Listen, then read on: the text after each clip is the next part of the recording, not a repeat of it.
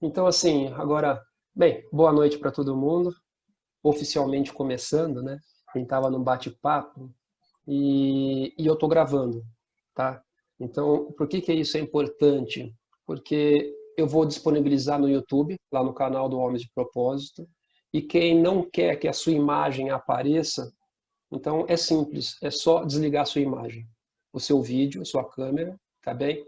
E assim você não aparece, não tem problema nenhum. Então, a partir de agora, a gente já está gravando e quem quiser ficar com ele aberto, à vontade. Quem quiser desligar que não apareça a sua imagem também, à vontade, tá bem?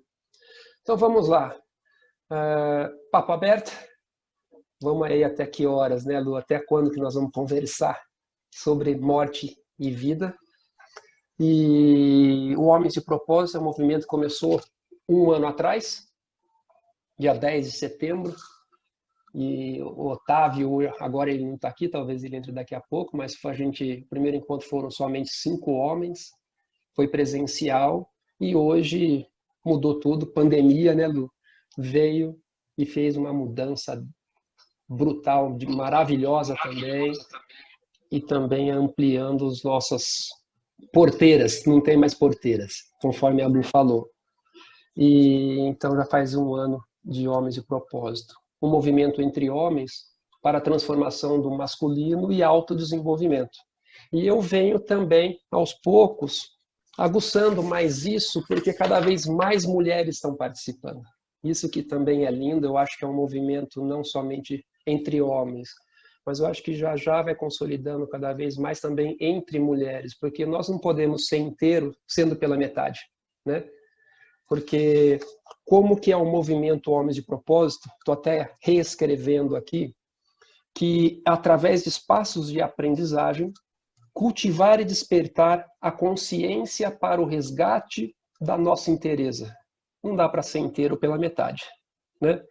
Masculino tem o feminino também tem o masculino, e o quanto que um aprende e se desenvolve com o outro, gerando mudanças positivas no ser humano, nas comunidades e na construção de um mundo melhor. Esse vinha a ser o propósito do Homens de Propósito.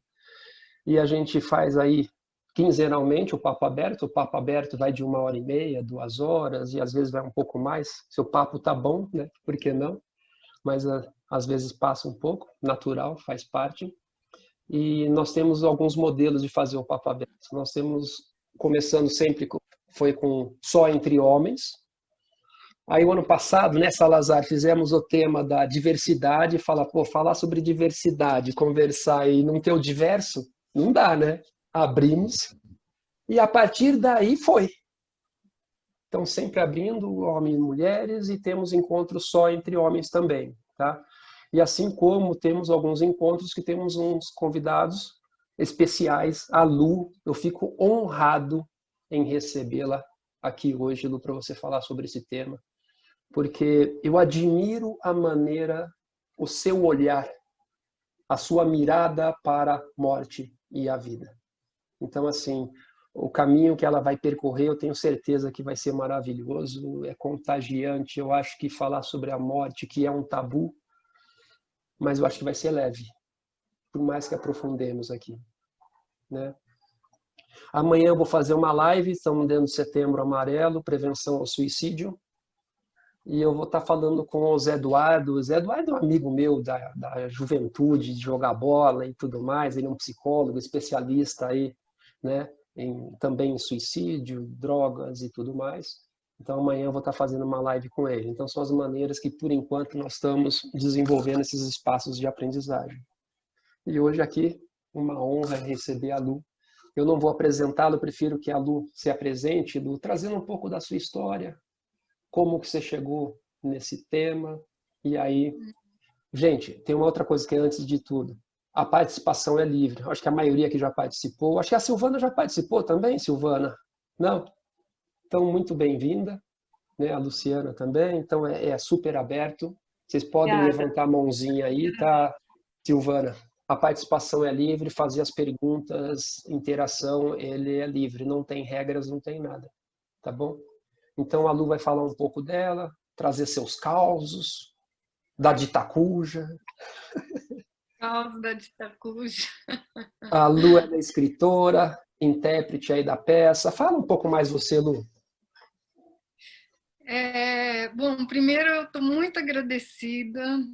É meio macabro, mas o tema me fascina, não por ele em si, mas pelo que ele faz a gente aprender, né? Como eu ouso dizer, na porrada. Porque quem fantasia que a morte é linda, uma passagem para o mundo espiritual elevado, não conviveu muito perto com ela, não. Ela é feia, ela fede, ela dói, ela perturba, ela comove, ela arrasa, ela arranca, e ainda assim é uma grande professora. Só que, para a gente ter uma conversa hoje mais produtiva, eu queria aproveitar, eu vou me apresentar primeiramente, né? Eu, na verdade, fui executiva a vida inteira, até que eu adoeci. Eu tive síndrome de pânico, tirei um ano sabático, e a partir desse problema de saúde, eu fui obrigada, porque não era o meu modelo, a mudar de vida. E a minha vida começou a mudar o dia que eu encontrei essa lourinha aí, uma tal de Silvana, num hotel no Chile. Porque eu ainda me contava a história naquele tempo que eu ia ser uma coach de executivos, que era light ser coach. E eu fui executiva daquelas assim, workaholic, domingo a domingo. Trabalhei um bocado com comércio exterior.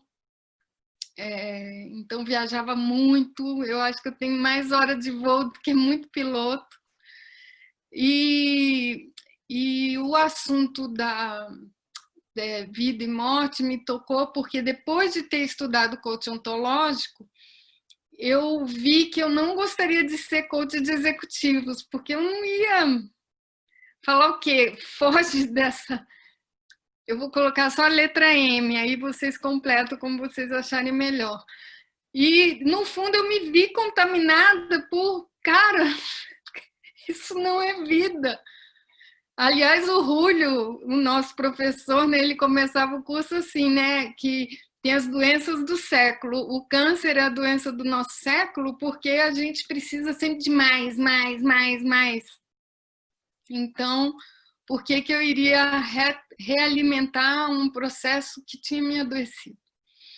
Aí apareceu o anúncio, eu era do ICF na época, do International Coach Federation, de um curso de uma escola de Israel, de Medical Coaching. E na nossa formação falaram assim, né? Você constrói a sua maior oferta a partir da sua maior dor. E a minha maior dor foi que eu adoeci. Eu falei assim, então, é isso que eu quero fazer. Eu quero apoiar outros doentes. E aí fiz esse curso, eu fui a primeira brasileira formada Medical Coaching pelo Medical Coaching Institute de Israel, no qual depois a Silvana também estudou, no curso na Argentina. E nesse lugar eu me dei conta que eu tinha um gostinho meio mórbido por crises extremas. Eu não queria só cuidar assim de qualquer doença, eu queria cuidar, apoiar pacientes e familiares que estivessem vivendo essa situação extrema, ou seja, de uma doença realmente muito grave ou de luto. E eu acho que isso veio porque, ao adoecer, eu perdi tudo, né? E eu conhecia muito de perto a dor de tudo perder, daquele mundo conhecido desabar. E eu queria, antes de mais nada, a cura para mim.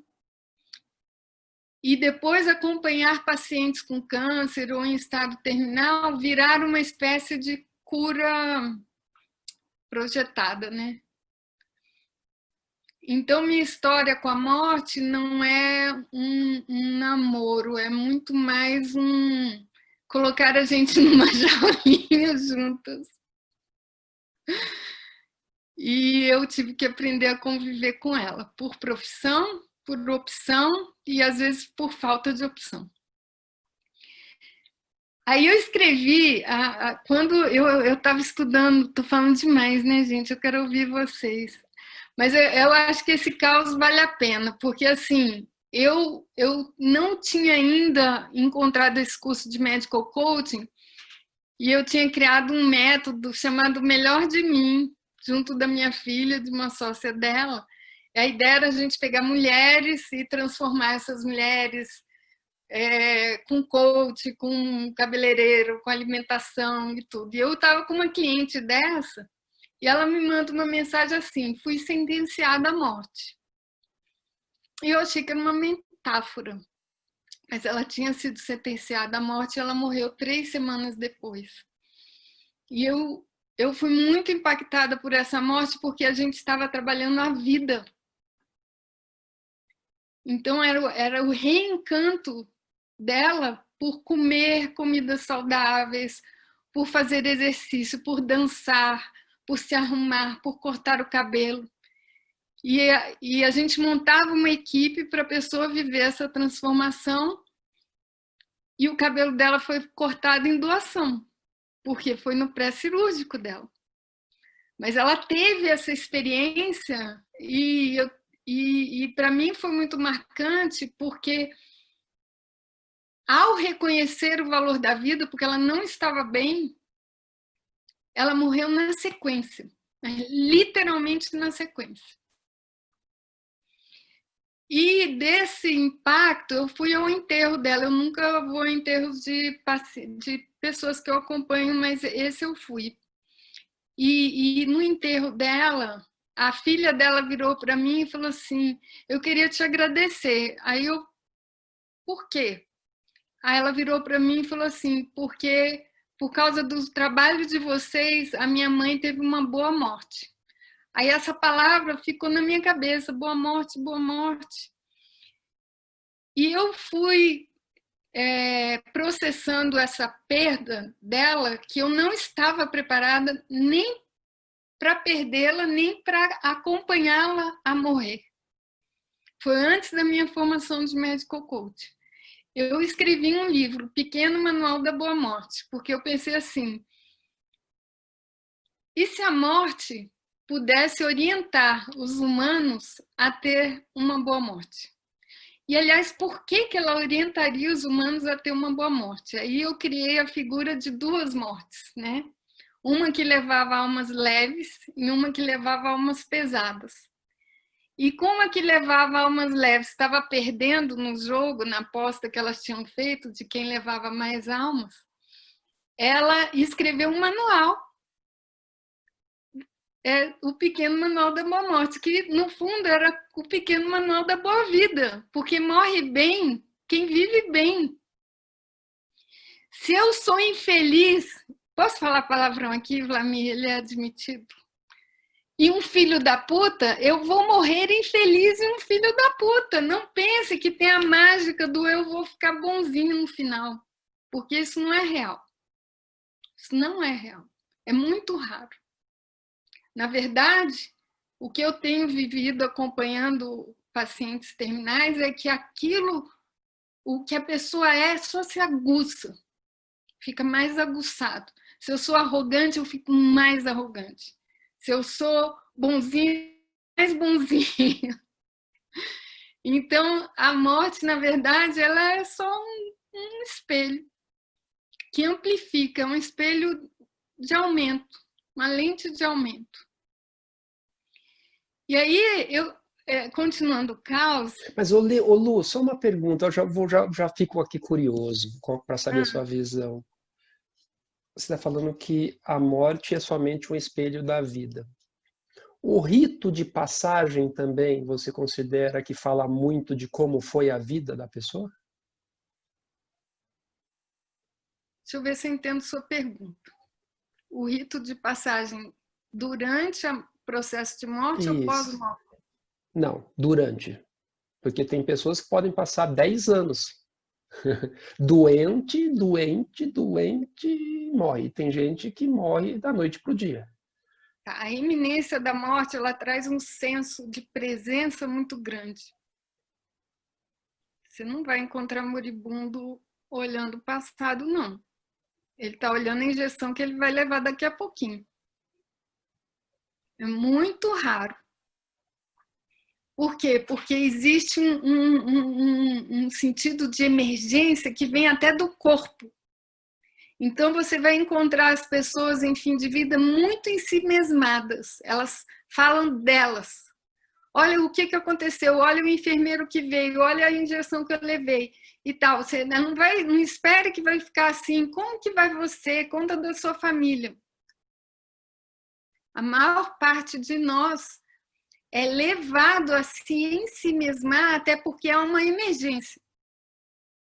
Claro, tem as mortes que demoram anos, mas aí ela não é iminente. Quando ela é iminente, a coisa muda de figura.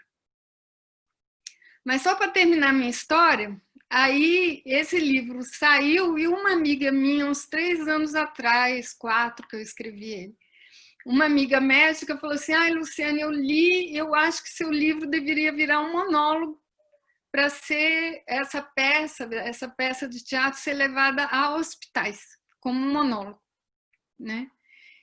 E eu deixei essa história, mas quando foi ano passado eu assisti a Alma Imoral. Vocês já assistiram a Alma Imoral?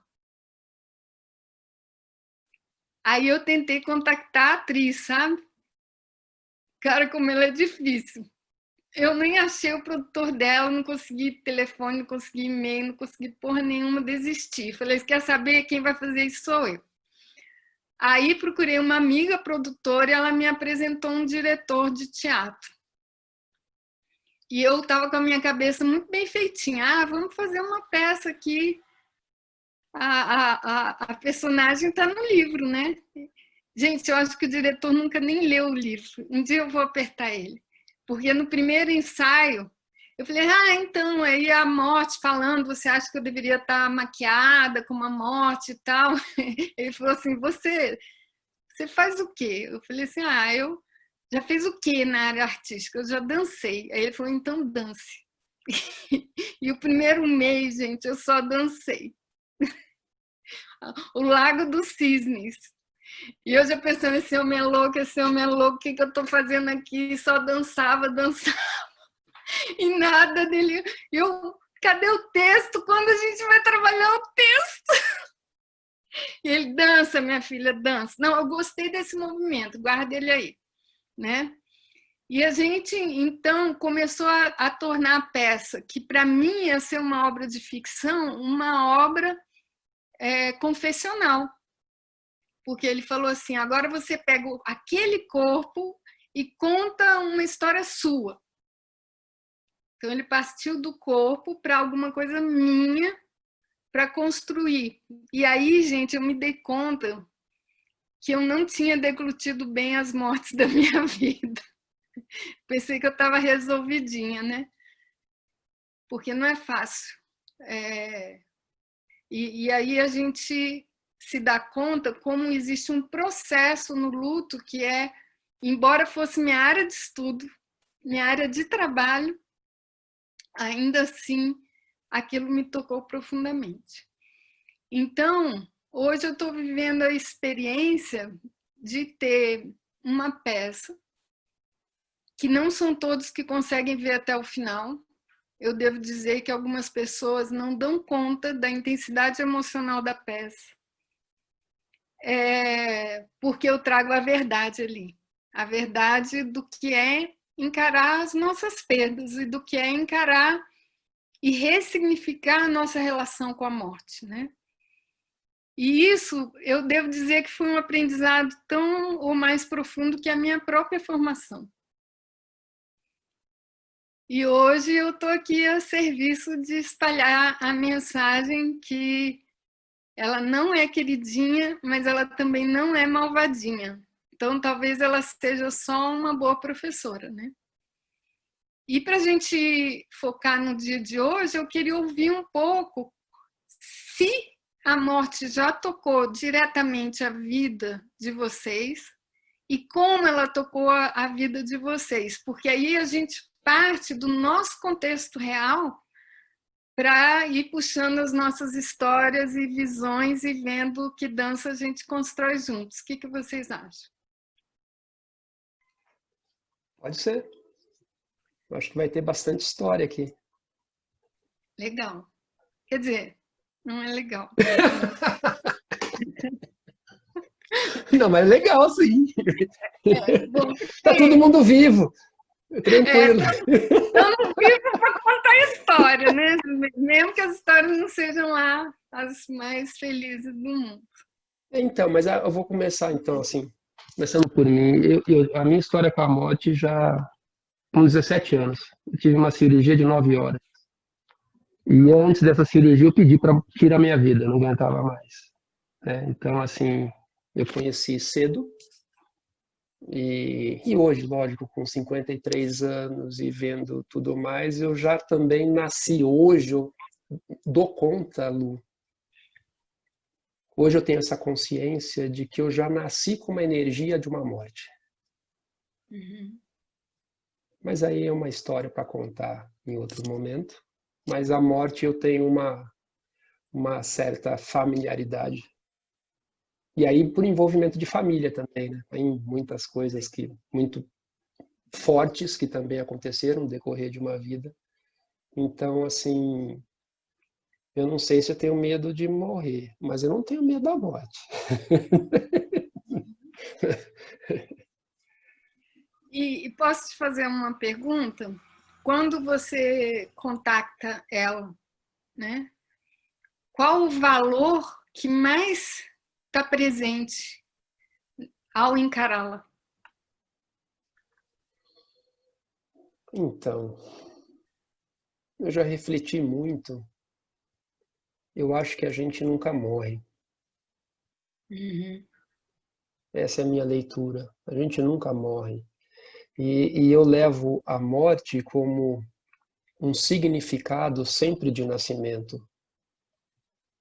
Percebe?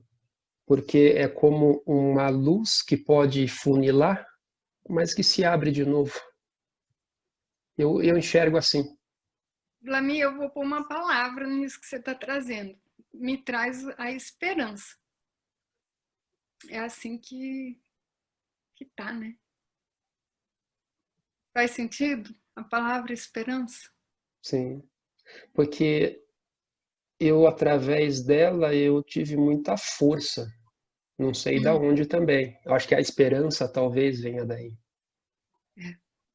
Porque ao mesmo tempo, quando você entrega todo, se rende, aceita, parece que haverá uma força maior.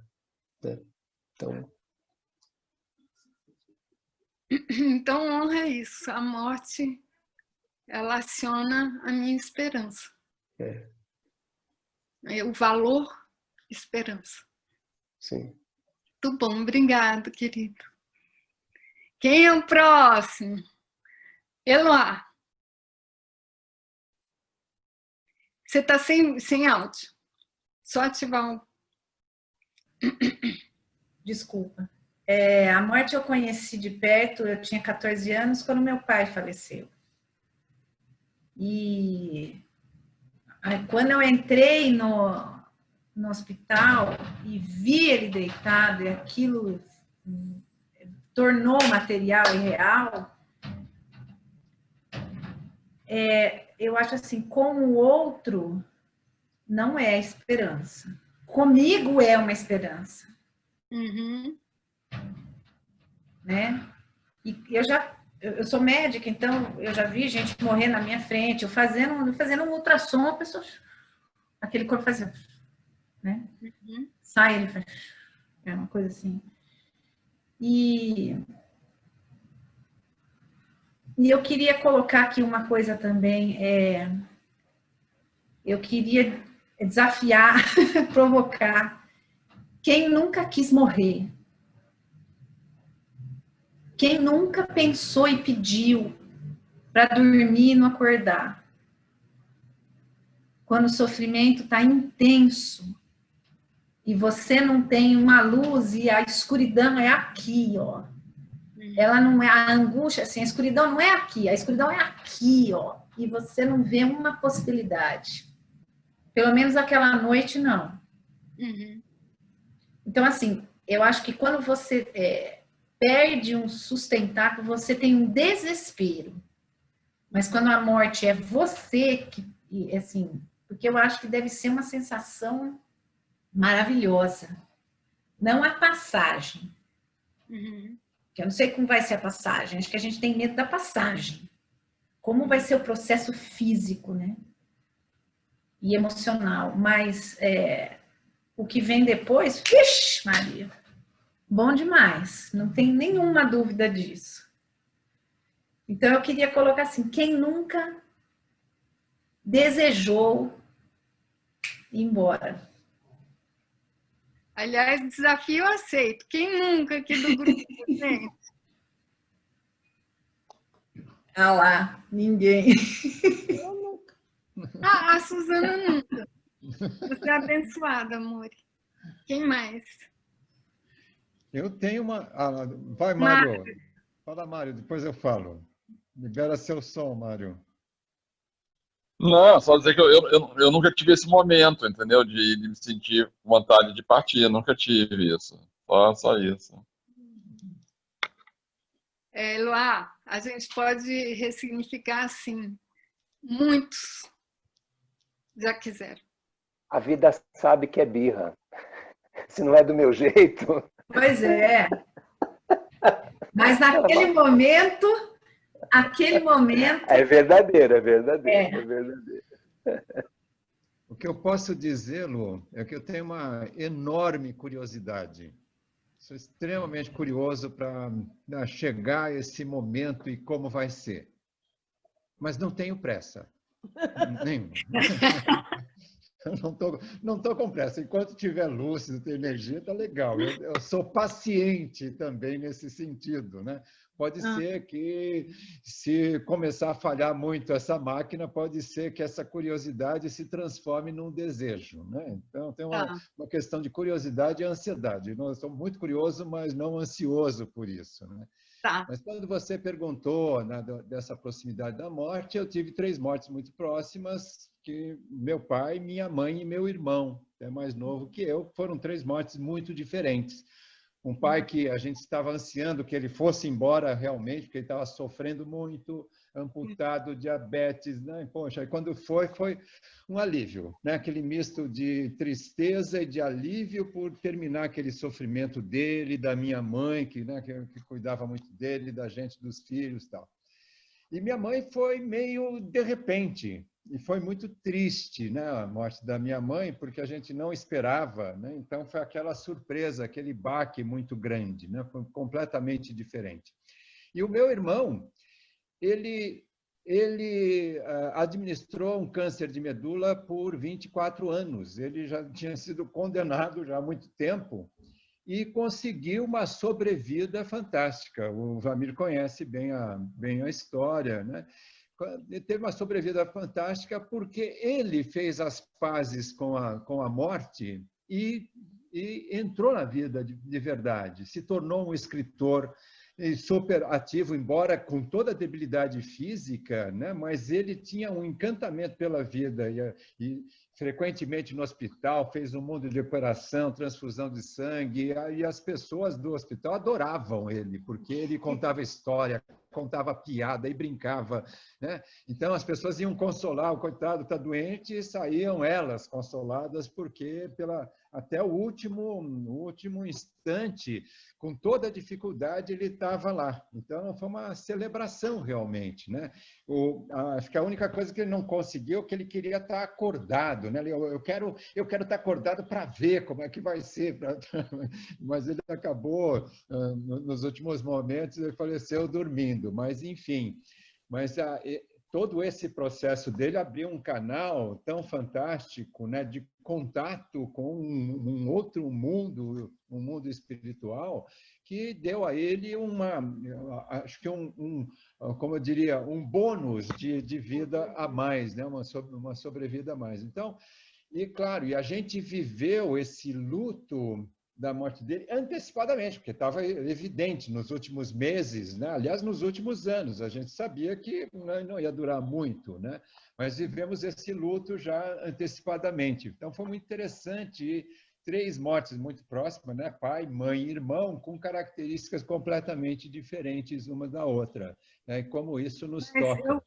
Vê se eu estou enganada, eu percebo que a morte do teu irmão, ela ressoa em valores muito fundamentais para você. Sim, sim. Se você pudesse dar um nome, que valor é esse que ressoa aí? Tem, Lu, o valor é exatamente a vida, é viver até, quando você trouxe a questão que que a Ana Paula Quintana Arantes também traz, né? Morre bem quem vive bem, tem isso, né? É o valor da vida, né? Então, é a morte como uma coroação de uma vida vivida, né? na sua intensidade, né? Então, eu até, numa reflexão que eu fiz, né, eu até escrevi uma frase: quanto mais aceito a morte, mais me encanto pela vida. Né? Nessa questão de, poxa, tá lá, eu sei que vai estar. Claro que tem também, não só as crenças, como as convicções de cada um de nós, né, de saber se é o fim ou se é um renascimento, né, para poder depois voltar numa outra condição. Né?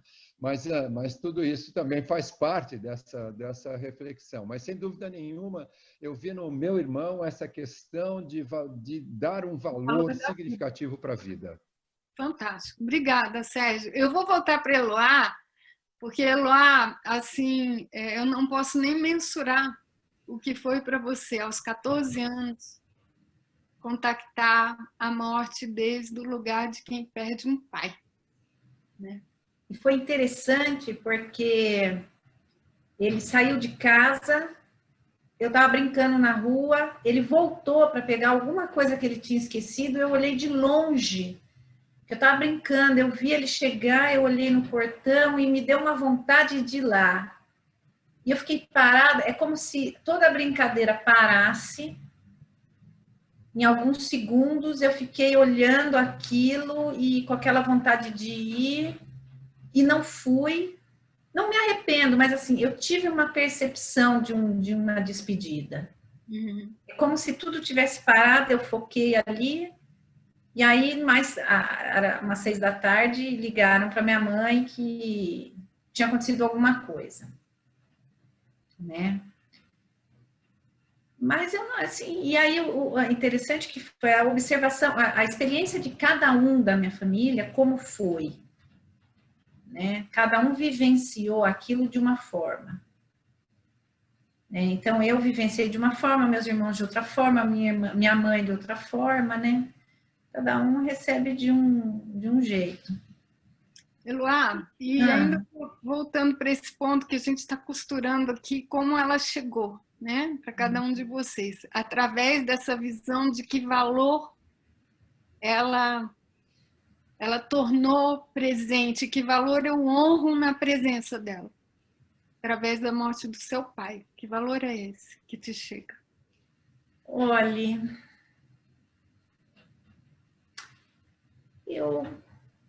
eu penso que é viver. A gente não tem, sabe, eu vejo que a gente no dia a dia não se dá conta do valor e do apego que nós temos pela vida. O nosso dia a dia, às vezes, é muito pesado, é complicado, a gente vive nas turbulências todas, mas no momento em que você, se você tem um momento em que você entra em contato, aquela possibilidade de morrer se torna mais concreta, você vê o quanto você ama a vida, o quanto você quer ficar aqui e fazer o melhor e aproveitar o máximo possível. Né? Um outro exemplo de morte, por exemplo, foi a minha avó. A minha avó morreu aos 90 anos. A minha mãe me ligou, estava com ela na casa dela, falou: se você quiser ver ela, vem agora, hoje à tarde, porque acho que não vai dar mais tempo. Eu fui, passei a tarde do lado dela com a mão dada, e ela estava serena, e ela morreu ali. Eu vim embora, ela morava em Itu. Quando eu cheguei em casa, uma meia hora depois, minha mãe falou que ela tinha falecido. Ela viveu a vida dela intensamente. Ela viveu até o fim. Às vezes faz sentido. Está me chegando que ela te trouxe o valor do tempo. Interessante. Você fala o valor da vida, mas me chega o tempo, sabe? Aquele tempo que eu paralisei e não fui lá estar com ele. Aquele tempo da despedida, aquele tempo, sempre o tempo muito presente. Eu acho o tempo, para mim, é muito importante. Me chegou isso muito forte. Muito bom. Porque eu acho que a gente tem um tempo. Fisicamente aqui limitado, né? E você, como médica, sabe o valor do tempo, né? Que vai desde o tempo de um efeito de um medicamento, o tempo... E o quanto é o tempo, às vezes, um segundo, num determinado momento, é fundamental. E, às vezes, um segundo você joga para lá, nossa, deixa passar isso aqui e tal. O ponto de vista do tempo na vida, né? Depende de onde você está. Obrigada, mas você abraça isso, porque é o tempo, meu bem, te marcou profundamente, te plasmou com o tempo. Eu queria convidar a Silvana, porque nós estamos na semana do... A gente não está só no mês do suicídio, a gente está no mês do transplante. E aí, Sil, se você se permitir compartilhar conosco esse olhar, porque eu quero aproveitar essa riqueza de histórias que estão aqui e trazer com a Sil um outro olhar que está vindo, que pode vir também da história dela. Mas eu quero ouvir a história de todo mundo. É só para fazer uma música aqui. Sil, top? Sim, querida. Primeiro eu vou fazer uma confissão. Eu achei que era uma live, aí eu pensei assim, eu vou entrar, vou ficar uma meia horinha, uns 15 minutos, nem me arrumei, nem nada, aí era Zoom, aí eu vou entrar com o vídeo. Você sabe que com você não tem jeito, né? Não. Então, eu quero dizer que é um prazer estar aqui com vocês, e esse tema é um tema que é meu velho amigo, desde muito tempo. A minha família, já vou entrar no assunto, ela já disse que a gente se conheceu no Chile, né? Quando eu me inscrevi sozinha, e a irmã da Lu era nosso ponto em comum. Um dia ela me liga, você está indo para o Chile, eu já tinha reservado apartamento e tudo. Você não quer ficar com a minha irmã ficar com você? Eu digo, isso é sua irmã, né? Tudo bem. E assim que começou. Ela chegou antes de mim, eu me lembro a cena até hoje. Ela abriu a porta, eu olhei para aquele olho. Aí tem. Então, falando da nossa, como é que se diz? A Ditacuja, né? Eu a conheci quando eu tinha em torno de 7 anos, quando meu avô paterno faleceu, e naquela época os corpos eram velados dentro de casa. Para mim, como criança, eu amava profundamente o meu avô. Então, foi uma experiência muito complicada. Até hoje eu tenho as memórias visuais, assim. A casa não existe mais, mas ela está dentro de mim. Inclusive os espaços que eu, como criança, não conseguia pisar. E enxergava o meu avô ali. Então, foi a minha primeira experiência. Olha, se eu ficar contando de todas, eu vou contar a noite toda. Mas vamos lá. Eu vou falar da minha mãe, e aí já vamos entrar no tema. A minha mãe fez transplante renal. Nós temos uma doença genética na família que chama rins policísticos. Então, é uma doença que ela é crônica, né? A gente não sabe em que ponto da vida vai perder a função renal. Então, você meio que vive com aquela possibilidade de morrer, que todos nós temos, porque a gente não sabe exatamente quando a Ditacuja vai chegar, mas quem convive com uma doença, parece que isso fica mais vivo. Então, o que eu trago como valor, que é essa palavra que a Lu usa, que para mim também faz muito significado, né? Qual a lição, qual o valor que você trouxe com a experiência da morte. Então, com cada um que aconteceu comigo foi um valor diferente, mas como a minha mãe foi a pessoa que também tinha a mesma doença que eu, então nós passamos com ela por toda a experiência de hemodiálise, de possibilidade de morrer por não suportar o custo físico que é a hemodiálise. Então, para mim, essa lembrança é muito dura. E depois a mãe receber aquele telefonema umas 3 vezes, né, de estar na fila do doador, e a gente está com essa emoção com ela, de agora vai, e graças a Deus deu certo, foi um doador cadáver, né, e minha mãe viveu 10 anos, assim, super bem. Então, ela veio a falecer de outra questão, que tem relação, sim, com a medicação. Mas, assim, ela faleceu, foi cremada, foi uma experiência que eu digo que foi um alívio também, né? Porque a gente não queria que ela morresse, ela também não queria. Eu me lembro de uma cena, eu fui para Porto Alegre quando ela estava nos últimos meses, assim. Era muito difícil ter uma proximidade com a minha mãe, ela era muito dura.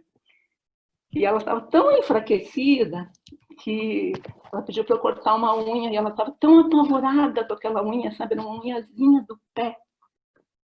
E eu fui lá e cortei com toda a calma. Então, assim, eu acho que esse fato de você ver a fragilidade do pai e da mãe não é fácil, né? A Lu sabe bem. Mas tivemos os 3 irmãos lá e o que eu trouxe de valor é a forma que ela demonstrou o amor mesmo depois de falecer. A minha mãe deixou tudo pago. Deixou como é que a gente fala? Toda a parte de velório, tem um nome que não está me vindo agora.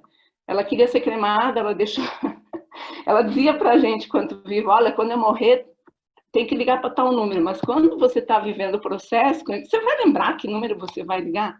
Aí, sem querer, a gente ligou para um número e a pessoa falou, não, a dona Terezinha deixou tudo pago, a cremação, até as coroas de flores, ela deixou pago.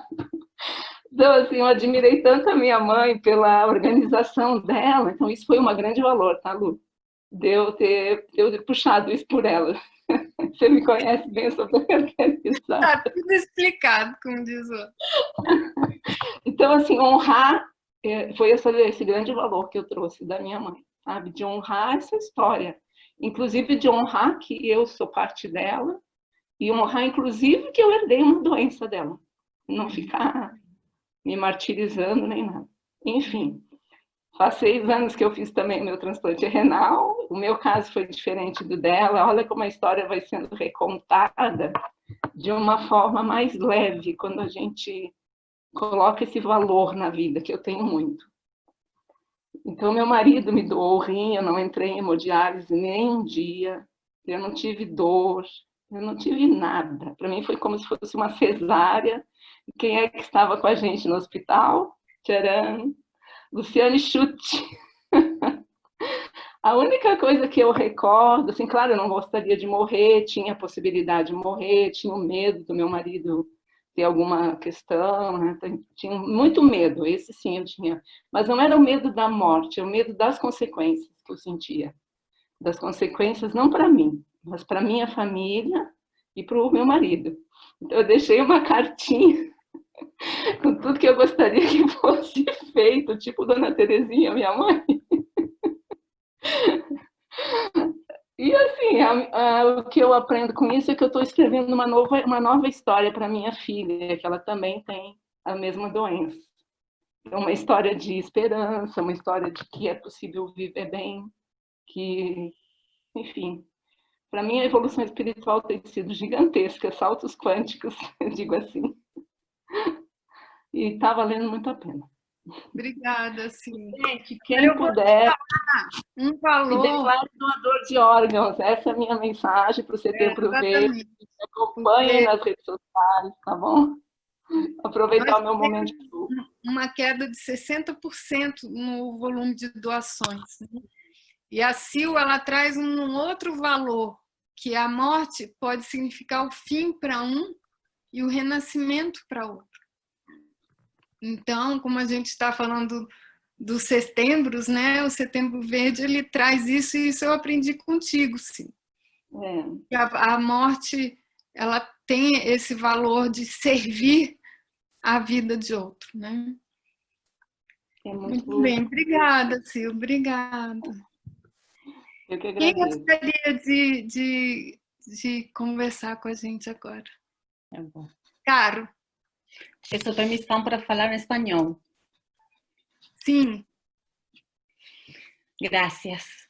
Porque quando são assim como coisas muito mais profundas... Então, siento más. Caro, permisso. Então, assim, fala um pouco mais devagar, por favor, porque aí talvez quem não conheça muito o domínio do espanhol, se fala com mais espacito.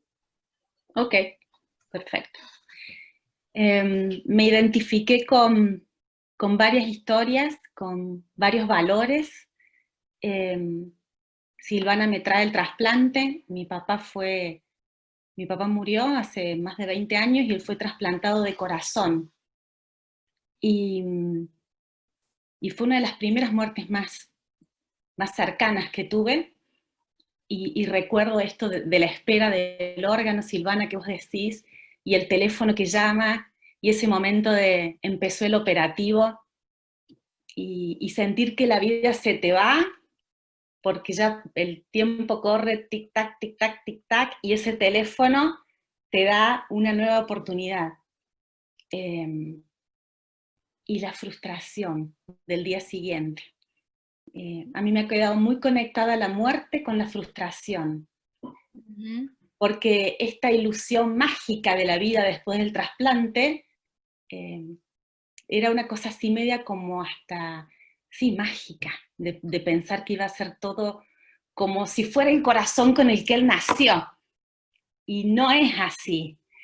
Todo el proceso del post-trasplante fue durísimo para él, para nosotros. Terminó rechazando el órgano a los 8 meses y terminó muriendo al final.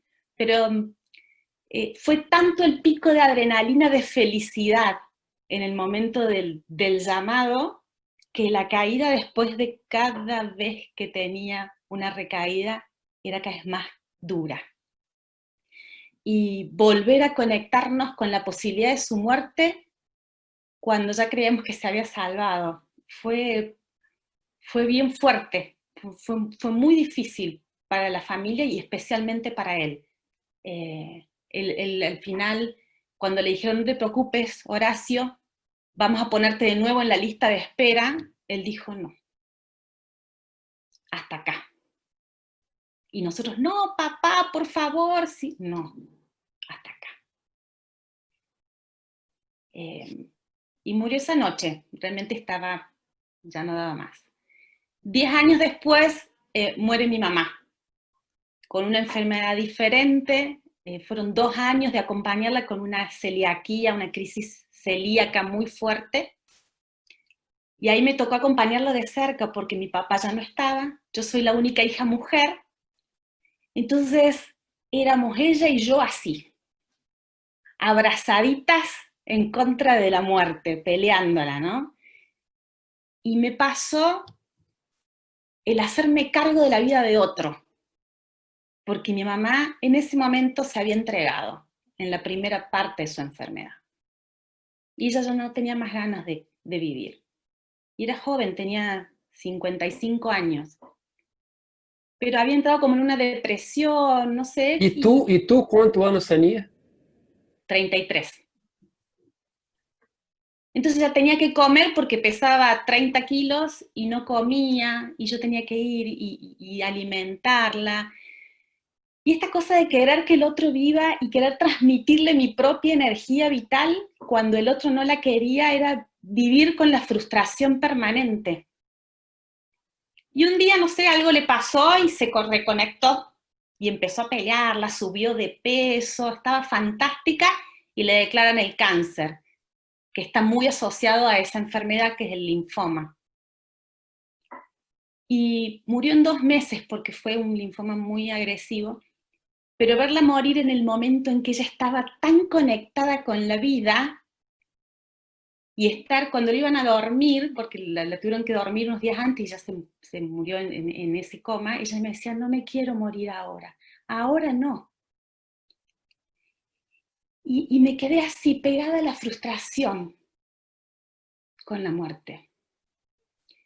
Y cuando hablaba Eloá, me hizo mucho sentido esto del tiempo. como valor.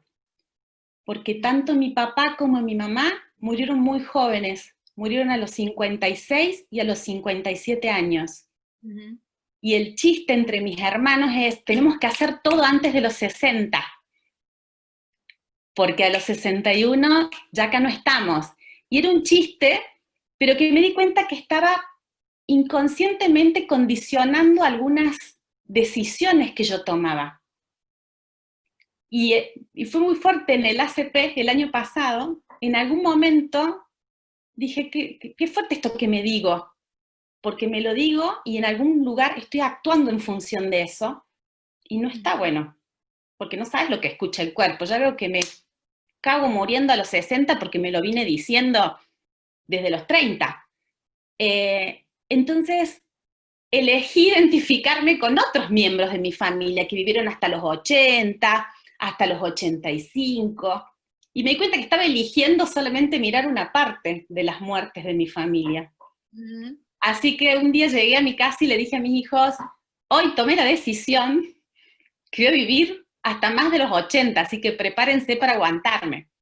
Pero en mi cabeza es como que varias barreras se bajaron, ¿no? Como una sensación de permanencia y no de fecha de vencimiento, ¿no? Una cosa así. Caro, posso falar em português? Sí, claro que sí. Então, o que me chega é que é o valor da confiança na vida, que agora surge de toda essa história. De confiar, né? De entregar. E ele é forte, poderoso. Muito poderoso. É mesmo. Que lindo, querido. Que lindo. Gratidão por compartilhar. Obrigada a vocês. A gente falando de morte, o João chega com o recém-nascido. Aí que linda. Oh, meu Né? Deus! Porque é vida, né? Ai, que legal. Boa, João. Quem gostaria de compartilhar? Zé, Mário, João, Luciano. Eu gostaria. Mário. Pode falar. Eu? Então vai o Mário, depois você vai, João? Eu me perdi. Não, sem problema. Vai lá, vai lá. Pode ser, João? Vai lá, Mário. Pode, claro. Então tá. Primeiro, eu tenho 2 momentos muito marcantes assim, em relação à morte. Mas o primeiro, eu tinha 13 anos, família da minha mãe, que é a família que eu sou mais ligado, uma família patriarcal, meu avô, o pai dela era general, aquele tipo, a família toda em volta dele, domingo, a gente passava o domingo inteiro com eles, e o meu avô foi transferido para Nova York, pela firma que ele trabalhava. Aquilo foi um desespero assim, para a família, e tudo girava em torno dele, ficou todo mundo meio sem pé nem cabeça. Ele foi, se não me engano, em julho de 67. E eu, o neto mais velho, neto querido, papapá, quando chegou no Natal de 67, a família me mandou como um presente de Natal para amenizar a distância entre a família e eles lá. E eu fui, então, passar o Natal e as minhas férias com ele e minha avó, né? Eu era muito ligado na minha avó, ela já partiu, e quis o destino que, quando eu estava lá, meu avô morreu. Então, foi uma coisa muito forte, né? E, assim, foi desesperador para mim, a minha avó, e para mim também, porque eu tinha 13 anos e assim, apesar de ter só 13 anos, eu me sentia, minha avó sempre se fez muito de doente. O pequenininho, eu falava para minha avó, segura em mim, você tem perna mole, quando ela ia descer as escadas da casa dela. E então eu me sentia, de uma certa forma, responsável, e quando aconteceu aquilo lá, eu me senti responsável por trazê-la, assim, de ser o homem da família, e estava lá representando a família, e trazê-la. Então, isso foi uma coisa muito forte para mim, marcou muito, muito, muito a minha vida. E de uma forma assim, como se fosse uma missão mesmo que eu tive, entendeu? Assim, de uma missão de ir, que minha avó depois fez um comentário que ela só não se suicidou porque eu estava lá. E ela falou que queria me entregar de volta aos meus pais, senão ela teria se suicidado. E junto com eles eram muito ligados, muito unidos, entendeu? Então, acho que talvez tenha sido uma missão. Sim. E acho que deu ficar com ela, porque isso me deu uma coisa também de ficar sempre com o que está e não com o que foi. Quer dizer, o que foi a gente tem saudade e tudo, mas o que está é o que me segura e não com o que vai. A segunda coisa foi quando eu tinha há 33 anos atrás, eu me descobri portador de HIV. Isso foi uma sentença de morte. Alguém falou aí hoje em sentença de morte. Acho que foi a própria Lu contando um caso aí, né? E eu recebi uma sentença de morte, né? 33 anos atrás, porque naquela época não tinha tratamento. Era só... Existia, acho que já existia o AZT, mas era um AZT que era uma coisa para se tomar e prolongar só a encomenda do caixão, né? Não tinha nenhum sentido de cura. Era só prolongar algumas semanas ou meses, talvez, o inevitável. E ali foi um momento de decisão da minha vida também. Eu nunca fui um cara assim, de me drogar, de me acabar com nada, não. Mas, assim, ali eu fiz uma opção de me devotar aos verdadeiros valores da vida, o que eu considero verdadeiros valores saudáveis, e viver o meu dia a dia, né? Bom, passados 33 anos, estou eu aqui ainda e nunca tive nada. Firme e forte. Então, assim... Perdão, fala. Não, é isso. São dois contatos muito fortes e que acho que dirigem e exemplificam a minha relação com a vida. Eu sou um cara muito ligado à vida, muito, muito mesmo. Você vê, Mário, a riqueza também dos valores que surgem aí, né? O osso, o valor da vida, propriamente dito, mas o valor da presença, que te remonta à experiência com seu avô, o valor da família, né? Então, a presença dela, ela me chega, né, como algo que te aciona um leque, né, de valores importantes. Obrigada por compartilhar. Eu que agradeço. Obrigado. O João, acaba que eu ouvi a voz do João e vi o movimento do Mário e apontei para o Mário. Mas não tem problema nenhum. As histórias se conectam muito. Eu queria compartilhar um pouco da minha relação com a morte. Eu era pequeno, morava com a minha mãe e a minha irmã. E desde que primeira imagem que eu tenho, assim, era uma coisa de estar esperando a chegada do meu pai. Nunca tinha entendido muito aquilo até uma certa idade, mas eu ficava esperando meu pai era policial rodoviário, e de vez em quando aparecia lá em casa, e quando ele ia embora, a gente nunca sabia quando ele ia voltar. E esses dias eu conversando com a minha irmã, falando sobre a morte do meu pai já faleceu, ela disse que de certa forma ela viveu o luto em vida, porque toda vez que ele ia embora, era como se fosse uma despedida. Um luto antecipatório, né, meu bem? E isso me causou, assim, agora, enquanto eu escutava as histórias e pensando na minha, que eu me conectei com isso, que eu acho que de alguma forma, eu sempre tive muito medo da morte. E eu acho que o medo da morte era o medo do meu pai nunca voltar. Uma das coisas. Daí eu fui morar com os meus avós, mais tarde eu fui saber que a gente ia ser despejado e os meus avós vieram do interior do Rio Grande do Sul para morar em Porto Alegre para a gente ter onde morar. E eu sempre fui, daí a figura paterna para mim tem a ver com meu avô. E a partir dos 9, eu fui morar com 6, a partir dos 9 anos ele começou a ficar bastante doente, ele tinha câncer no pulmão, ele fumava muito. E eu acompanhei isso muito de perto, assim, eu era muito ligado aos meus avós, tanto a minha avó quanto o meu avô. Em determinado momento, falaram aqui sociedade patriarcal, acho que foi o Mário, né? Em determinado momento era o meu avô, a minha avó, a minha mãe, a minha irmã mais velha e eu era o mais novo. Acho que eu devia ter uns 10 anos, ele me chama na cama dele e fala baixinho para mim que eu sou o homem da casa, que eu tinha que cuidar da casa. Imagina o container nas minhas costas.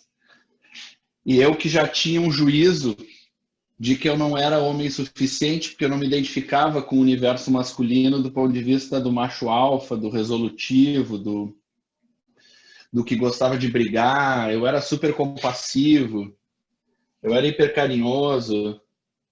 E esse era um universo que eu tinha aprendido, né? Falando ontologicamente, eu aprendi que esse era o universo feminino. Daí meu avô me diz que eu sou homem da casa. Cacete agulha, né? Como diz o outro. Cacete agulha. Passa um tempo, o meu avô usava respirador, coisas que me marcaram muito, assim, ele usava aqueles oxigênios e tal, e ele faleceu. Minha primeira crise de pânico, olha que loucura, a cegueira, né, a ignorância, assim.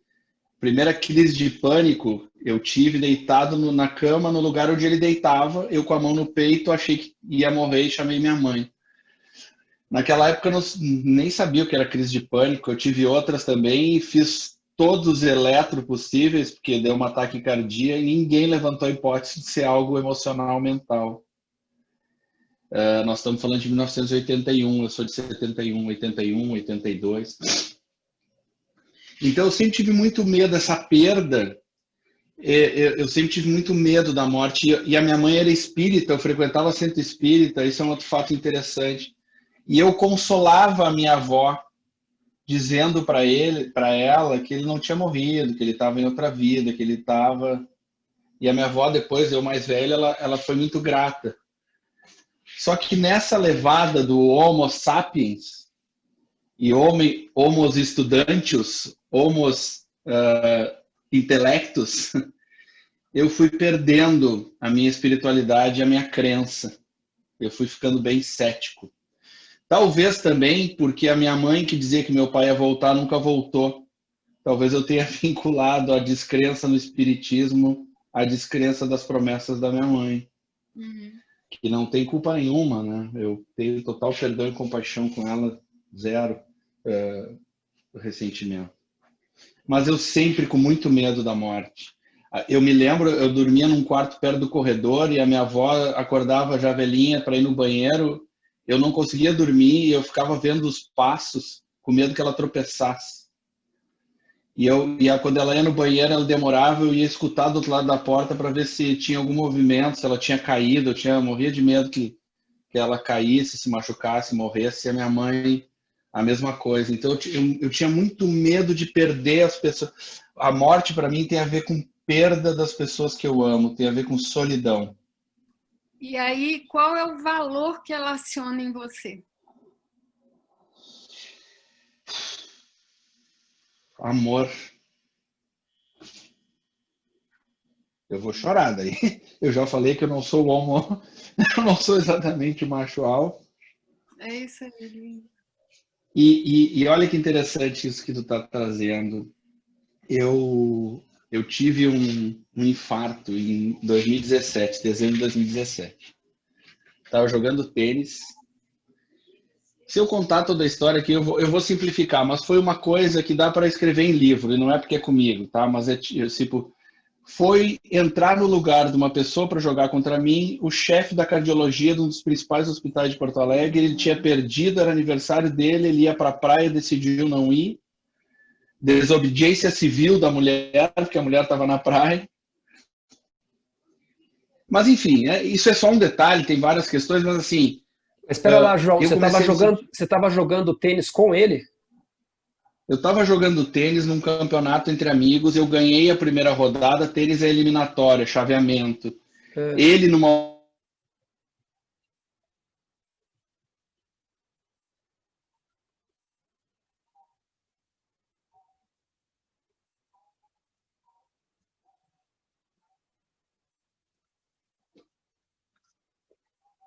no lugar.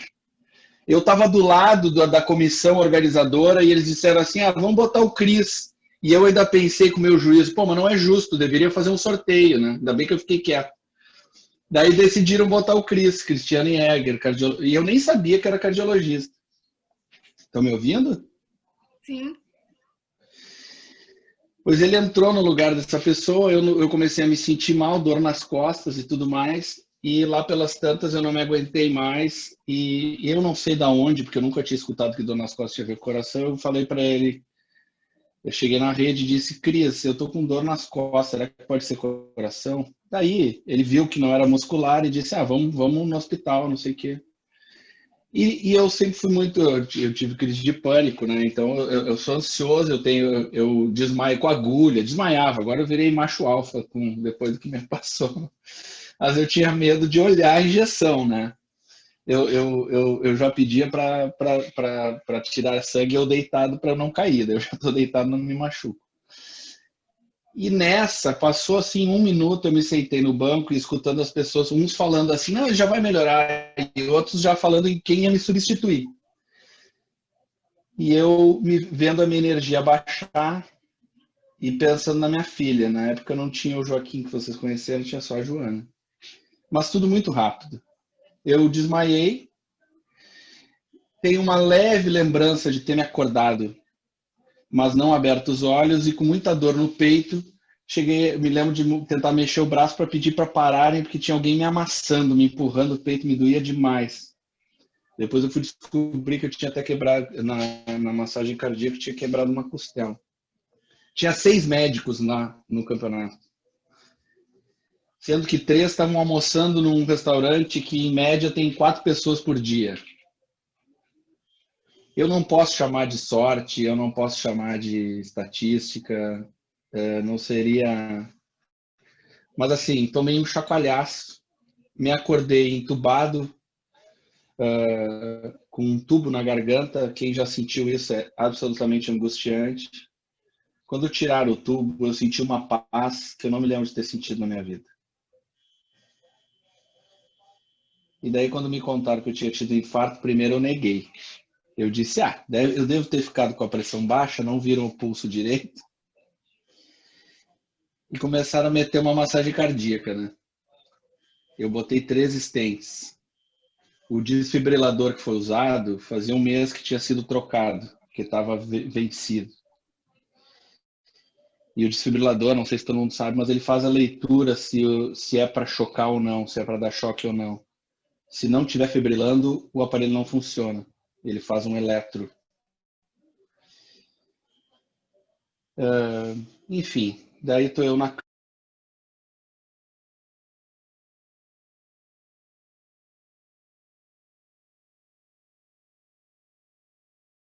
da corda com esse cenário todo. E a gente falou de amor, né? E eu não sei se eu já falei isso para o Vlamir foi meu colega de ACP, mas o quebre, eu tive um quebre acidental, né? Quem da ontologia, eu tive um dar-me conta. E eu me dei conta de uma outra coisa, Lu, Vlamir e demais, que é algo que eu tento nunca me desconectar. Eu passei muito tempo da minha vida buscando o amor do outro, buscando o amor do meu pai que eu esperei, buscando o amor das pessoas.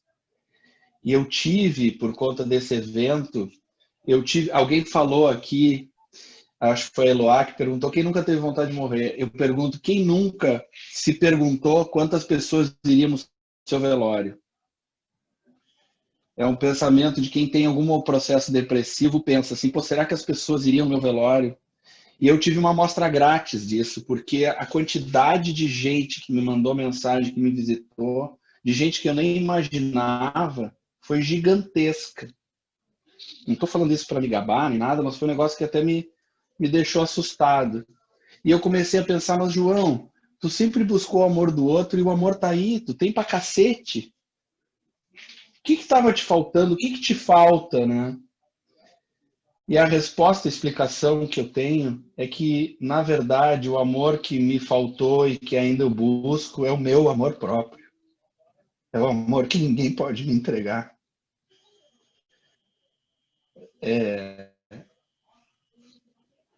É um amor que ninguém te entrega se tu não tem. E eu decidi, na minha jornada, porque daí teve uma outra questão para contar para vocês. Daí o Facebook estava bombando na época, agora deu uma caída, mas era assim, um monte de mensagem da tia, da prima, do não sei o quê, e algumas mensagens do tipo, ah, João, tu não podia morrer mesmo, o cara lá em cima não ia fazer isso contigo, tu é muito querido. E eu, putz, eu perdi uma prima com 7 anos de idade, não teve nem tempo de ela não ser querida, né? Não reconheço essa declaração.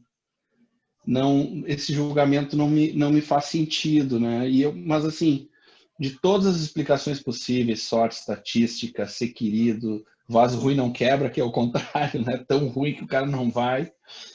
Teve, na mesma época, nunca vou esquecer, quando me falaram isso, teve um caso de uma transferência de um traficante mega master blower de helicóptero, o tamanho era a periculosidade do cara, caiu o helicóptero, morreu todo mundo, só sobreviveu o traficante. Então, assim, aquela explicação não é. Pode ser outra coisa. Para mim, dando significado ao que aconteceu, que eu acho que é uma necessidade humana, é que eu tenho algo a fazer aqui. Eu não sei o que é. Eu não sei se tem outra vida. Eu continuo morrendo de medo de morrer. Eu adoro viver. O tempo, para mim, às vezes eu até sou meio ansioso, porque esse negócio que me aconteceu, ele me deu a real de uma coisa que é real para todo mundo que está aqui. A gente não sabe a hora que a gente vai morrer. A gente, às vezes, vive achando que é a gente que escolhe. Não, quando eu quiser morrer, eu aviso. Daí faz milhares de planejamentos, procrastina, adia. Não, depois eu faço. Aquela história de abrir o melhor vinho é muito real. Mas é isso que eu queria compartilhar. Eu estou numa busca. Eu estou resgatando o meu menino João. Eu estou me reconciliando com o meu amor. Que lindo, João. Obrigado por me escutarem. Acho que eu fui um pouquinho extenso. Não, tá perfeito. Gratidão, João. Gratidão. Perfeito, Eu João. agradeço. Ô, João, eu só tenho uma curiosidade aqui, João. Os médicos, você ganhava ou perdia deles? Cara, eu tava ganhando o primeiro set, eu acho que eu fiquei com medo de ele não me ajudar, eu tinha ganho o primeiro. Tu sabe que eu fiz uma brincadeira, não dá muito para brincar sobre isso, eu digo que eu sou uma espécie de Cinderela, acho que é Cinderela que perde o sapatinho, né? Fizeram uma homenagem para os médicos e eu recebi respiração boca a boca. E eu disse que eu ia precisar, porque teve um que eu me apaixonei e não me lembrava quem era, eu ia precisar beijar de novo. Para descontrair um pouco. É isso aí, João. Valeu, Obrigada, cara, pela história. João, obrigada. Eu vou precisar sair. Sim, Sil. Eu queria agradecer, eu não ouvi o José, não sei se o José vai falar ou não. José e a Suzana e a Luciana. Quem não falou? Vai, Sil. Depois a gente está gravando aqui, aí... Tá bom, aí eu termino de assistir depois. Então, eu queria agradecer esse momento, embora eu não esperasse, né, que fosse ficar tão rico que foi, de escutar as histórias e as dores e o que a gente aprende com a dita cuja, né? E fazer uma pequena declaração para você, Caro. O que você compartilhou no final, para mim faz muito sentido, porque quando a gente faz um transplante, qual é a pergunta que a gente quer escutar a resposta? Quanto tempo esse órgão vai durar? Então, isso eu escutava tipo, doador vivo dura em torno de 10 anos. Então, eu já estou com 6 anos de transplante, né? Então, no começo, eu vivia esse dilema. Meu Deus, eu tenho que curtir. Aí eu queria viajar, torrei dinheiro à toa. E quando, sério, a gente vive isso mesmo, quando você diminui a sua expectativa. Recentemente, eu escutei um outro estudo que diz que transplante de doador vivo dura 19 anos. Aí agora eu já não quero mais 19 anos, já tem que ser bem mais. Então, quando você falou isso, me tocou muito, tá? Muito obrigada, porque eu não tinha nem mais me lembrado disso. Como isso é importante a gente tirar essas histórias e assumir como sendo nossas. A nossa história é só nossa. Não quer dizer nada o que os outros viveram, né? Tá bom? Então, gente, obrigada. Obrigada demais, obrigada, Lu. Esse tema me instiga bastante, me ensina muito. Beijo. Um beijo. Tchau, Beijo, tchau, beijo, Silvana.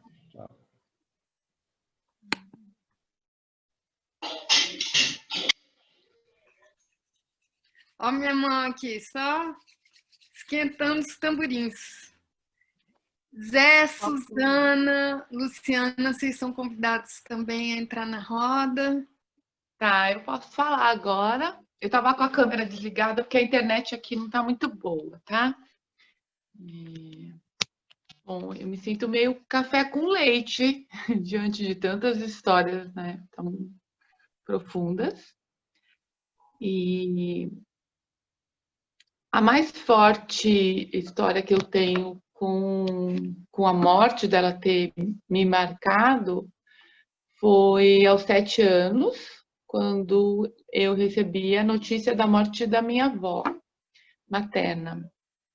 E ela era diabética, eu acho que eu não tinha noção, né, de que pessoas morriam, que ela podia morrer, talvez a minha família sim, mas eu não. E eu lembro só que estava chegando da escola, minha casa estava fechada, que era uma coisa estranha, porque uma casa com muitas pessoas morando, sempre tem gente em casa na hora que você chega, né? E aí a vizinha, quando me viu, né, meio que preocupada porque não tinha ninguém em casa, avisou, assim, lá da varanda da casa dela, berrou de longe, não tem ninguém em casa não, sua avó morreu, foi todo mundo para São Paulo.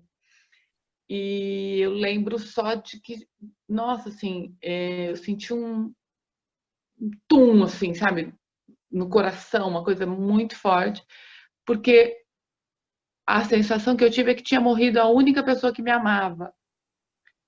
Na cabeça da criança que eu era, o fato dela ser carinhosa, eu interpretava como amor, né? E meus pais não eram carinhosos, então eu achava que ela era a única que me amava.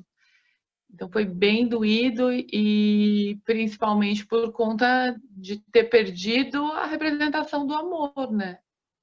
E não ter realizado, porque eu não fui no velório, no enterro.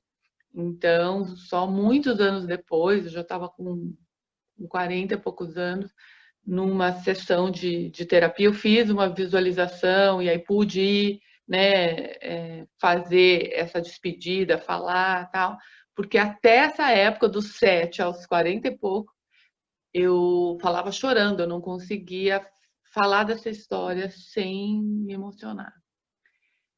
E eu nunca tive medo da minha morte. Eu daí tinha medo, por exemplo, de perder alguém da minha família, mas principalmente o meu pai, talvez até porque ele era o mais velho, ou também era quem demonstrava um pouco mais de carinho. E até o dia que também, conforme um trabalho terapêutico, eu resolvi verbalizar isso para ele, né? E porque era meio patológico, assim, sabe? Uma coisa de um medo assim muito forte, muito presente e que me fazia chorar, me fazia, né, ficar muito tensa, né, com o medo da morte dele. E aí um dia, no meio de uma festa, eu resolvi falar para ele: pai, eu tenho muito medo que o senhor morra. E achei que ele fosse meio que assustar, né, com essa frase, mas ele ficou bem emocionado e falou: eu conheço esse medo, filha. Eu tinha esse mesmo medo em relação ao meu pai. E a gente se abraçou, chorou e aí foi algo que transformou esse medo dentro de mim. Lógico que eu ainda tenho medo de perder meu pai, minha mãe, meus irmãos, meus sobrinhos, mas não é mais aquele medo assustador, patológico que eu tinha antes. E aí, querida, a pergunta que eu te faço é a seguinte: o que a morte, então, está te trazendo daquilo que importa. Qual é o valor que ressoa em você quando você conta toda essa história? Para mim também é o amor. Uhum. Porque ela, desde a primeira vez que ela deu as caras, foi esse o tema, né? Então, do amor, ou se eu fosse perder o amor, eu sinto que agora, mais recentemente, é o amor pela vida, é o amor pela minha vida. Eu fui diagnosticada há 5 anos com esclerose múltipla e também, assim que vem a notícia, vem, né, um impacto tipo, vou morrer, né? Vou ficar aleijada, tal. Mas naquele primeiro momento, eu pensei, não, eu vou me curar, né? E hoje eu posso dizer que eu estou curada, eu me sinto curada. E eu acho que, de novo, foi esse amor, sabe? Esse amor pela vida. Então, para mim, o que vem em relação à morte é sempre essa coisa de valorizar o que realmente importa. E o que importa? Só para mim, assim, só o amor, sempre. Lindo. Obrigada, Lu. Obrigada mesmo. Lu, posso falar uma coisa? Luz, Sim. rapidinho. Eu queria de onde vem o juízo de que a tua história é café com leite. Te agradecer só. Também não entendi. Boa. Obrigada. Obrigada. Zé, Suzana, abertos a falar? Zé, né? Só abrir o áudio, Zé. Pronto. Então vamos lá. Eu estou com 64, fui criado numa fazenda e sou filho de um pai que perdeu o pai muito cedo. Então eu vi todo o esforço sobre-humano dele de cuidar dos irmãos e eu adoeci quando eu fui pai, aos 30 e poucos anos, porque eu vi as consequências da morte, né? Do ponto de vista da história familiar, sempre um luto de um avô paterno que tinha morrido antes de eu nascer e que desenha uma história de vida. E junto com isso, a rotina da vida numa fazenda, onde vida e morte fazem parte dos processos naturais. Então é bastante contraditório o significado emocional disso tudo para uma criança e o vamos que a vida natural pede, né? A vida natural não tem muita história, não. Acabou uma safra, vem outra, engorda o animal e ele morre, é matado, enfim, vamos nós. Então eu fui fazer medicina, muito cedo eu fui fazer ortopedia, porque eu tinha muito medo de ser médico, que nunca a gente conseguiria ser na minha cabeça. Fui procurar objetividade na ortopedia e fiquei muito doente das articulações quando minha mulher engravidou da primeira filha. E aí começa uma história, eu tenho que sair da medicina convencional, sair desse herói, né? Com certeza tem muito a ver com uma espécie de super-herói infanto-juvenil, e vai o processo todo aí de morte e renascimento da visão médica e do filho desse pai tão heróico e ao mesmo tempo tão sofrido, né? A coisa vai, eu busco 500 caminhos, e é claro que isso, acho que a gente sempre atrai mesmo que a gente tem que trabalhar. E aí visito o infarto, quando eu fiz 60, estou com 64, fiz Ponte de Safena, estava na praia descansando, né? Então vem muito um tema do esforço e do não esforço, quando vem esse assunto aí. E no meio desse contexto vem um aprendizado de morrer em vida enquanto narcisismo, enquanto menininho de ouro, vamos pensar assim, né? Centro do universo, amor de pai, de mãe, etc. E faço uma medicina que, no fundo, é o que eu tive que fazer comigo. Para de lutar contra o mal e surfa, podendo desenvolver o bom trato que o esforçado nunca se dá, né? O esforçado que quer controlar o que não tem controle. Perfeito. Então, o valor que vem aí é do não esforço, facilita as coisas. E isso eu vivi na ambulância de Ubatuba até São Paulo, Uhum. onde eu me vi, usei os recursos todos que eu tinha, e eu me vi muito num grande rio sendo levado numa jangada, e a minha cabeça dizia, olha, pode ter uma corredeira aí que te mata. Eu falei, não, eu vou ter sustentação, sabe, uma coisa de confiança de que venha o que vier, eu terei sustentação, ainda que haja desconforto físico, ainda isso, ainda aquilo.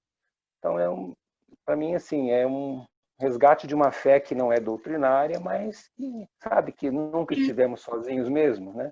Então, para que tanto esforço, né? O convite é um salto de fé, é isso que ela faz contigo. E eu gastei muito tempo na não fé, tipo, peraí, eu tenho que controlar isso, porque quem controla isso é doido, né? Aí meu pai morre quando eu tinha 37, de um AVC súbito. O meu avô materno morre quando eu tinha 18,5, achei incrível isso, quando eu vou dobrando a fita métrica da vida. Meu neto nasce quando eu tinha 56. Falei, que é isso, né? Que métrica é essa, né? Então tem essa história A mesmo. história da Caro, né? Então tem um pouco essa história de uma energia masculina que tem que sair do esforço, porque essa é a grande palavra, da minha neurose, da minha luta, e ir para a entrega, porque a vida fica melhor na entrega, mas eu sei da dificuldade da entrega. Eu conheço. Lindo. Gratidão, Zé. Lindo. Tá bom. É isso. É uma boa professora, né? Ah, ela é boa, desde que a gente fale muito bem, estou aqui para aprender. Teimou, ferrou. E eu fui teimoso pra cacete, mas estou vivo por causa disso também. Também. Suzana, você quer conversar, querida, com a gente? Não vou falar assim da morte, não, mas vou falar do meu Deus. Porque eu encaro essa coisa assim da possibilidade com muita tranquilidade. Não tenho nenhuma encanação, mas eu acho que é muito em função disso, do tempo ser o meu Deus. Eu tenho um respeito, assim, uma coisa muito, muito forte com o tempo. Eu acho que é uma entidade inatingível. É engraçado. Ele é que sabe das coisas. Você não fala o nome dela, mas quando você fala desse contexto, me chega que ela te traz o valor do sagrado. É o sagrado mesmo. Né? Sagrado. Muito bom. Eu não sei de nada. É ele que sabe. É o sagrado. Muito lindo. Então, olha só, eu vou fazer uma colheita agora, né? A gente veio conversar da morte e ela trouxe esperança, ela trouxe o sagrado, ela trouxe o valor da vida, ela trouxe o salto de fé, ela trouxe o tempo, ela trouxe o amor, ela trouxe família. O que mais ela trouxe? Ela trouxe... Esperança, né? Eu acho que foi a primeira palavra que você falou, quando o Vladimir falou. Esperança. E eu acho que é isso que eu penso que a gente pode levar daqui hoje. Que não importa o processo ao qual ela nos coloque face a face, e eles nem sempre são fáceis. Olha quantas histórias saíram daqui. Existe um convite, existe sempre um convite. Eu posso aceitar esse convite para olhar e honrar esse valor que me é precioso. Ou eu posso ficar na dor. Então, eu, como vocês, também tive perdas. Minha listinha grande de aprendizados. Eu fiz uma peça de teatro, deve ter uns 12 aprendizados lá dentro, 12 valores. E eu sugeriria o seguinte, Vlamir, domingo eles poderiam participar lá com a gente, embora não sejam coaches? Lógico, à vontade. À vontade. Eu gostaria muito de compartilhar os meus aprendizados com vocês, de verdade. Muitos são muito parecidos, outros são diferentes e complementares. Mas eu acho que se tem uma limonada que a gente pode fazer desse limão, tá nesse olhar para o copo cheio, porque metade do copo fica cheio de aprendizados, de valores, de novas escolhas, de abertura de possibilidades, e tem um lado vazio, que não se preenche nunca. Eloá vai ter sempre o vazio desse pai, né, querida? Vlamir vai ter sempre o vazio de uma vida sem receios, né? Ela não existe. Caro vai ter sempre um vazio das mortes precoces. E é como se a gente tivesse que conviver com essa dor, ela fica do lado, mas eu tenho uma escolha de olhar para a parte cheia desse copo. E realmente receber esse convite para olhar essa parte cheia e honrar a vida, escolhendo que esse valor que ela me trouxe, através dessa dor, realmente esteja presente. Então, honrar que tempo seja cuidado, que o amor seja cuidado, que família seja cuidada, que a esperança seja cuidada, né? Que a fé seja cuidada. E ninguém pode fazer isso por nós a não ser a gente mesmo, né?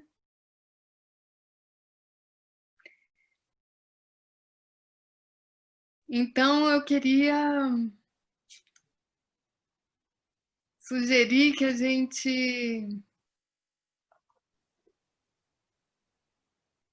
gente cante uma música juntos.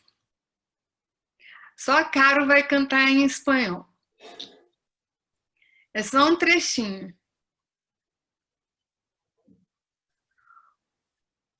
Eu vou colocar a letra aqui em português e a Caro vai cantar em espanhol.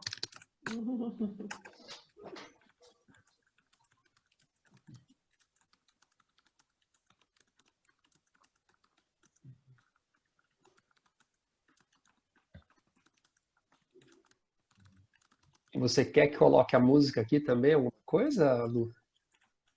Não, vamos só nós mesmos.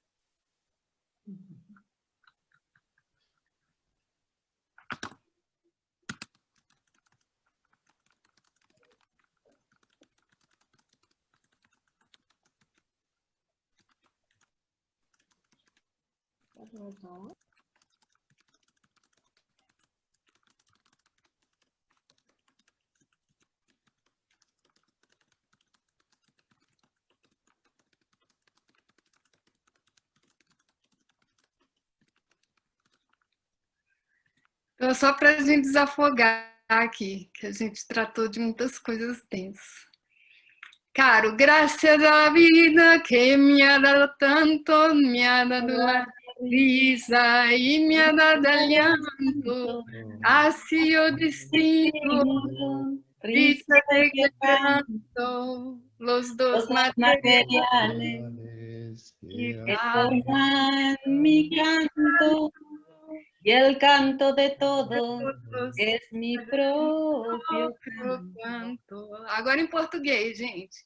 Obrigada, vida, e ter me dado tanto, e me deu o sorriso, e me deu o pranto.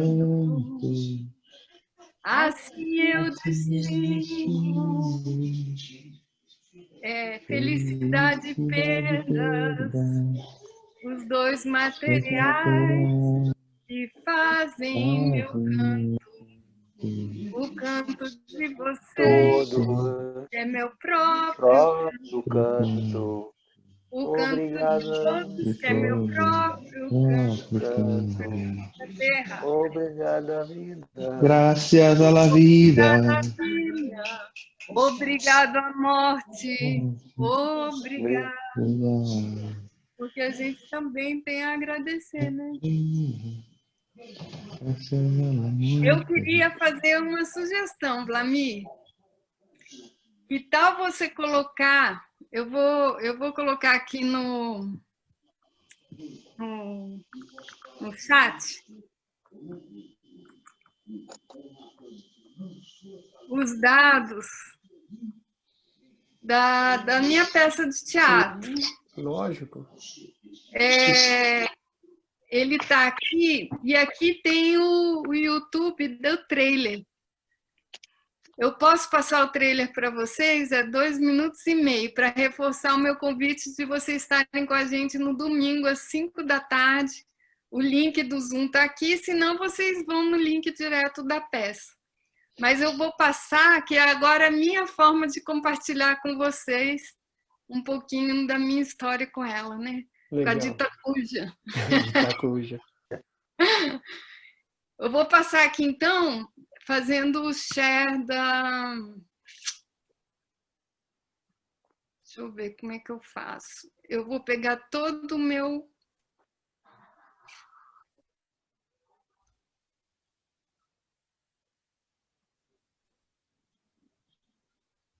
Engraçado, não está aparecendo a opção desktop. Será que você consegue... Você é host, você consegue fazer o share colocando aquela opção compartilhar áudio e aí você vai no YouTube do trailer? Sim, sim. Porque aqui não está aparecendo. Deixa eu ver aqui.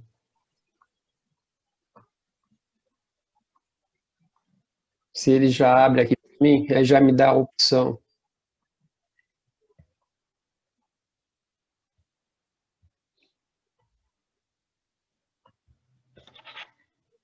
Tá todo mundo vendo?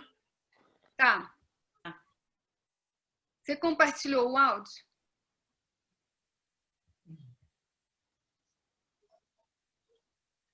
Tá sem áudio. Tem que ativar o áudio antes, né? Você dá share áudio. Me faz de host, que aí eu faço daqui. Tá bom. Então, pera lá. Deixa eu passar todo o poder para você, Lu. Só que você está fazendo recording, né? Eu acho que ele continua aí. Não tem problema. Não sei, mas tudo bem. Me põe de host, então, que aí eu consigo. Pronto. Pronto. E aqui está continuando gravando de boa, viu, Lu? Tá. Não estou entendendo o que está acontecendo aqui, não.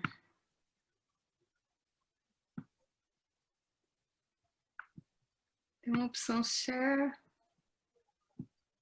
Screen.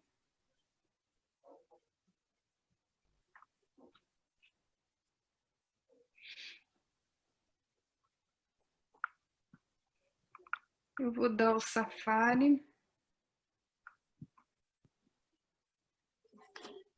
E vou compartilhar.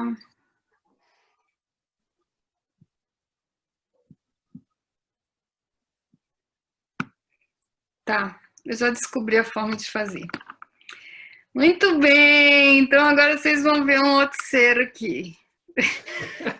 Tem que preparar, né, gente?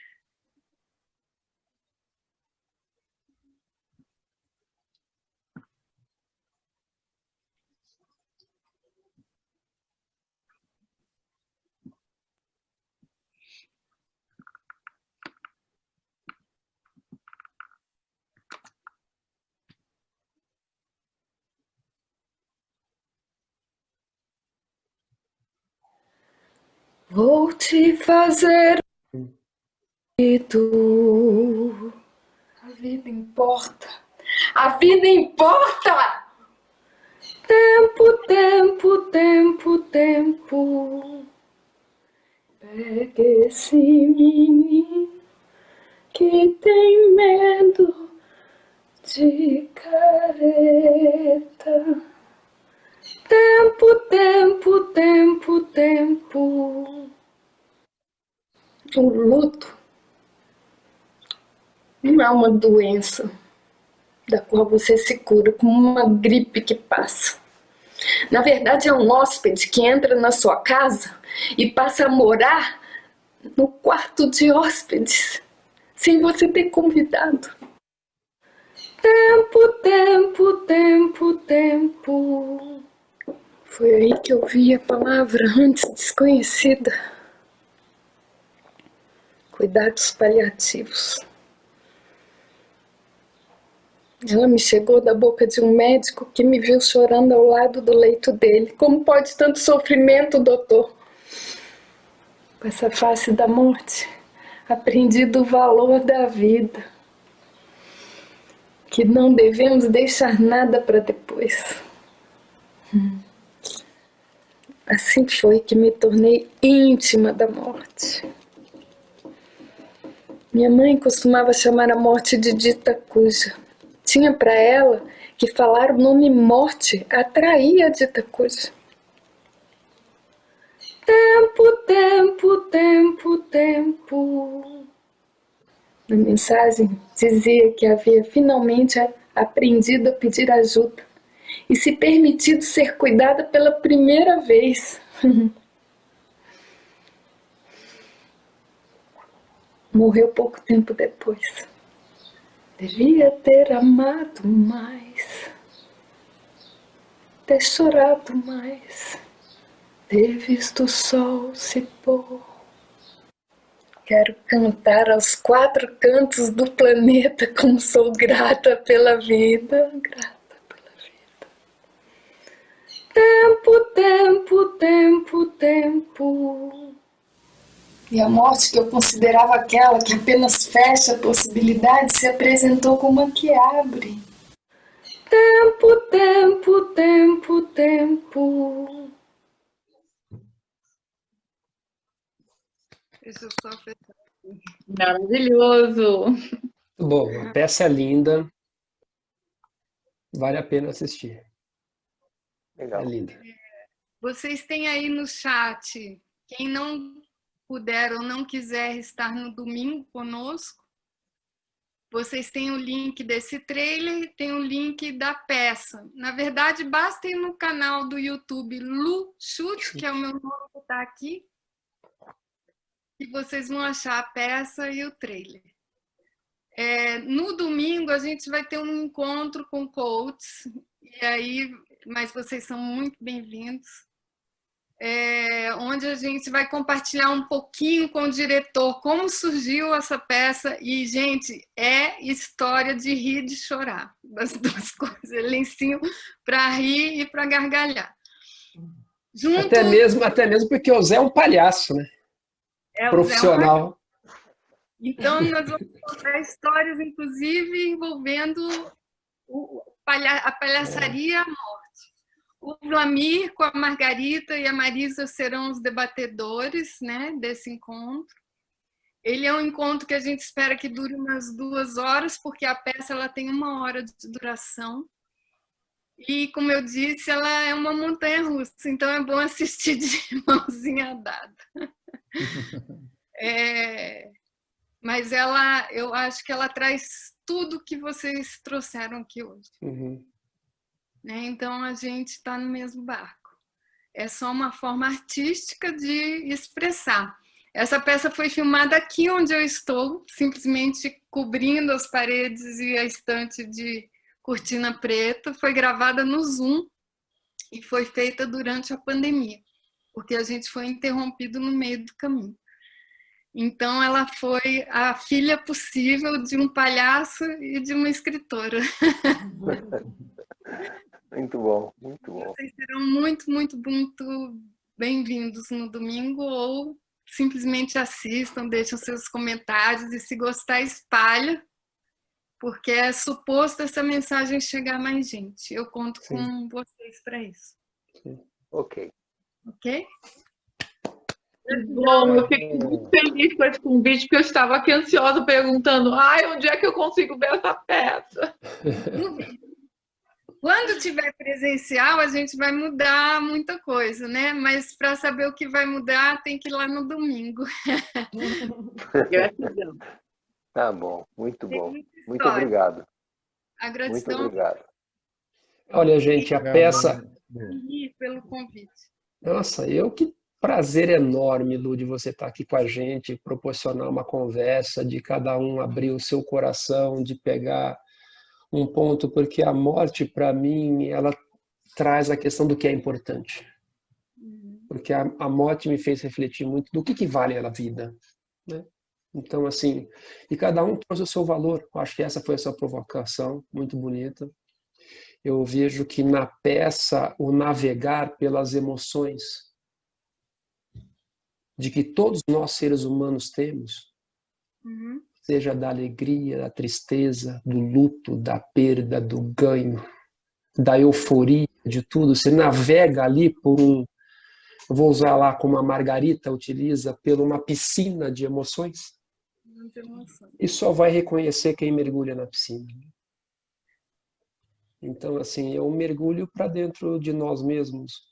E é interessante que eu não acho extremamente pesado, assim, mas eu acho que de algo que muitas pessoas julgam pesado é de uma leveza e de somente quem é sábio, né?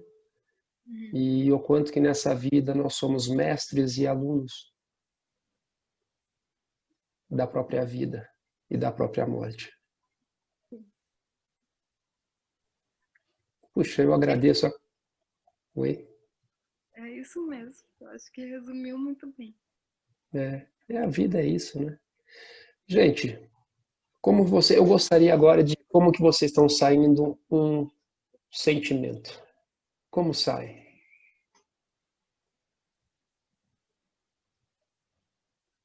Nutrido. Nutrido. Paz. Saio grata. Saio tocado.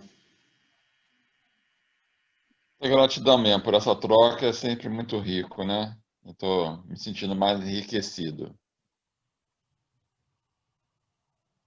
Também estou muito tocada com todo esse compartilhamento.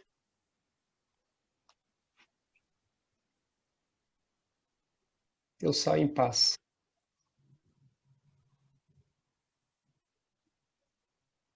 Saio com uma surpresa. Eu agradeço muito a todos terem compartilhado. Muito agradecida. E é interessante, né? Não sei se todos já falaram. Acho que dá, né? A Eloá falou o quê? Eu não escutei. Desculpa, Eloá. Saí com uma surpresa, que eu me dei conta no meio que eu vivenciei uma morte absolutamente próxima, que eu perdi um nenê no comecinho da gestação e resolvido assim, falei, gente, é uma coisa que foi superada, uma coisa assim muito. Você fala, a gente carrega um vazio. Quando você falou, ela carrega o vazio, você vai sempre carregar um vazio, eu falei, não. Nem sempre. E aí eu falei, nossa, não tenho dor, sabe? Assim, a dor não tem. E foi uma surpresa para mim, que foi uma constatação aqui agora. Legal. Interessante isso. Lu, Você última. chegou a ver a peça, Eloá? Oi? Você chegou a assistir a peça? De mãozinha já dada comigo, Lu.